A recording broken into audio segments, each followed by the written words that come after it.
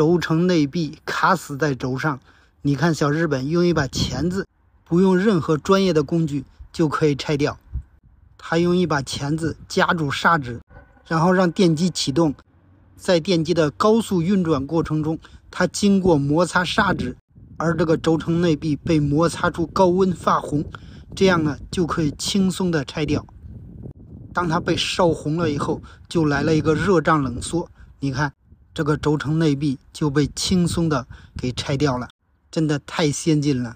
像这种轴承内壁如果坏掉了，你是根本拆不掉的，你用普通的轴承拉马夹板都夹不住，因为它像一个陀螺一样，它是光滑的，没有可卡住的地方，所以他们只能用这个方法给它摩擦起热，让它发红。烧红了以后呢，这个内壁和轴它就脱离开了，这样就可以轻松拆掉了。